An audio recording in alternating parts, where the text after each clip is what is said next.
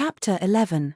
Bandits. If there be any bandits about, I reckon they'll be showin' up round about here, their guide said in an accent so thick it almost sounded like he was doing it on purpose.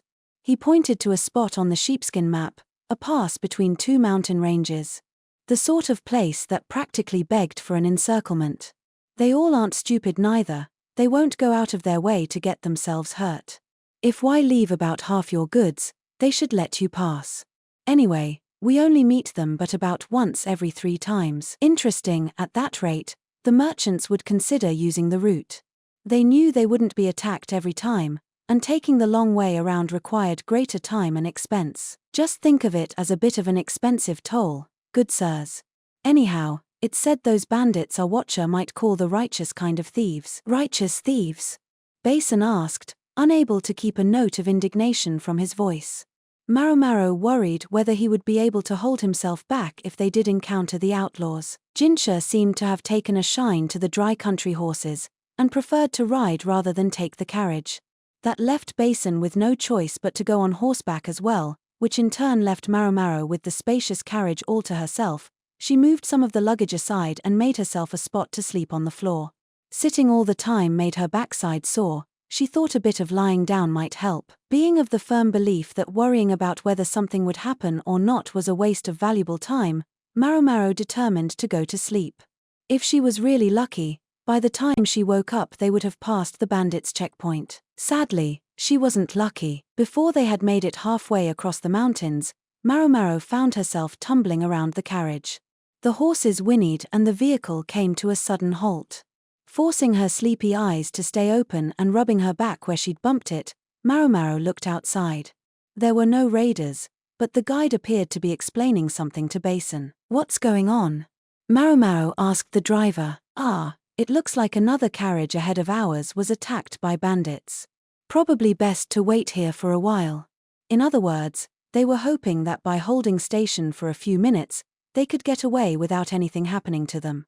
Someone who had escaped from the attack on the other carriage was there, asking Basin for help. Maomao couldn't tell what the man was saying, but Basin seemed to be managing to hold his anger in check. That was, until the newcomer showed something to him and Jinshi that made them go pale. Jinshi grabbed it and looked at it closely. Curious, Maomao got out of the carriage, never mind that she still had bed head. Or was that floor head? Before she could make her way over to Jinshi, however, Basin set his horse galloping. Jinshi instructed several of his bodyguards to follow the young man, though by the time he had given the order, Basin was already out of sight. "You've been asleep," Jinshi remarked. "I'm sure I don't know what you mean," Maomao said innocently. "There's a weird pattern on your cheek." "Anyway, what's going on?" she asked, rubbing her cheek with her hand. Jinshi silently showed her what the other man had brought, a wooden tag branded with an insignia in the shape of a flower. Maomao recognized it. Each of the consorts at the rear palace was given such a crest. But who did this one belong to? "The carriage that was attacked was Lady Arduo's," Jinshi said. "What's she doing here?" Maomao thought, but this was hardly the time for such questions. How had she ended up getting attacked, anyway? Arduo seemed like someone who would know perfectly well how to bribe some bandits. She would know better than to needlessly antagonize them. "Consort Lishu is with her," Jinshi said. That answered some of Maomao's questions, but also made her substantially more anxious. The congenitally unlucky Lishu shouldn't, in principle, have been allowed outside the rear palace, but that was something else Maomao could ask about later. "Are you sure it's all right, sir?" asked the man who had come for help. When she took a good look, Maomao thought she recognized him from Arduo's villa. It was unlikely he realized who Jinshi was. He was probably asking about the guards. Maomao had no idea how many bandits there were, but Basin and the handful of guards who had followed him together amounted to no more than 5 people. It was probably the most Jinshi could spare. He couldn't leave himself too lightly defended. But it begged the question of why he'd sent Basin on ahead. To check on Arduo, perhaps. Hopefully she wasn't hurt. Jinshi seemed surprisingly blasé. "I'm sure he would have been fine on his own. If he's in time." It wasn't long before Maomao discovered what he meant. When they caught up, they discovered a collection of hog-tied bandits. There had obviously been quite a struggle. The men's reeking clothes had been torn, revealing skin covered in fresh cuts. Cuts were the least of it, in fact, several of them had arms and legs pointing in unnatural directions. What manner of battle had occurred that they had ended up like this? The bodyguards wore what appeared to be grimy bands tied around their wrists. What's that about? Maomao wondered. What did they mean?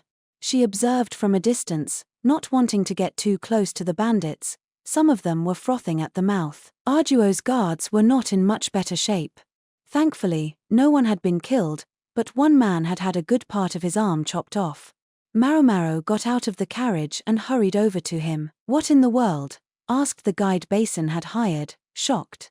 His sun-darkened face was practically pale. I thought money was supposed to be enough for them, Basin said, fury in his voice.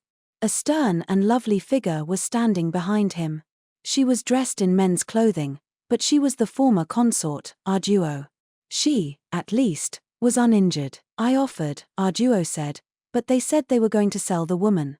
And the one I've got with me is just on loan. As she listened, Maomao inspected the guard's arm. It hadn't been very long since the wound had been inflicted, but it was a messy cut.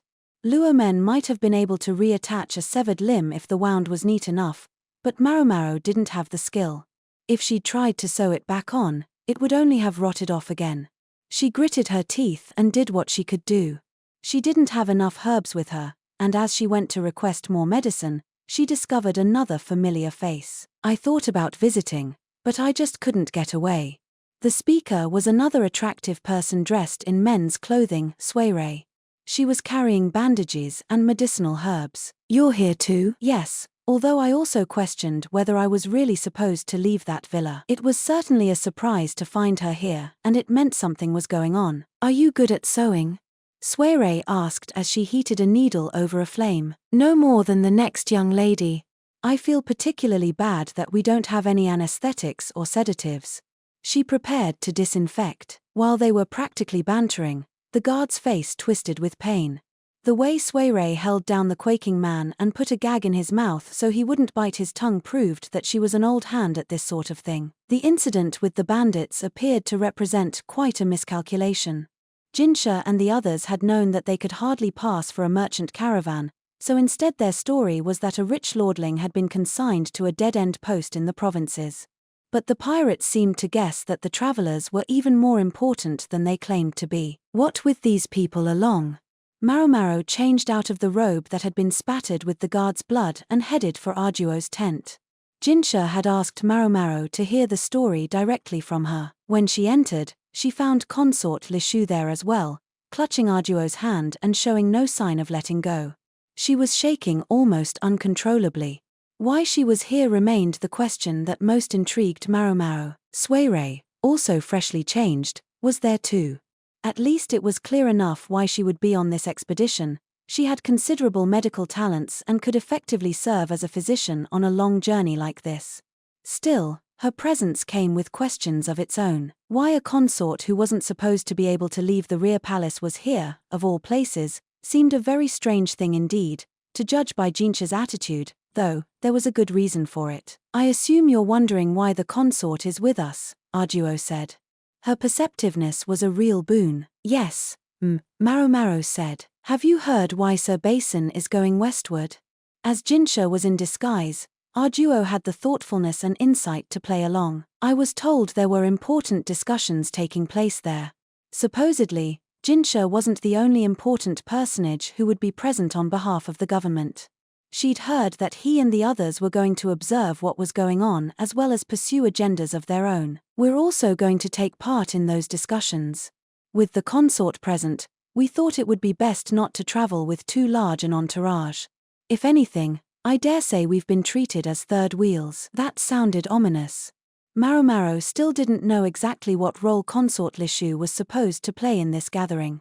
Empress Gyokuyu, who hailed from this region, or consort Lihua, who was related to the emperor by blood, might have been more obvious choices. Arduo looked amused by Maomao's evident confusion. She somehow reminded Maomao of Gyokuyu that way. She suddenly had the thought that His Majesty must like women like this. One of the other tasks we're to attend to on this trip, Arduo told her, is to find a wife for the imperial younger brother. Suddenly, Maomao understood why our duo seemed to be enjoying herself so much.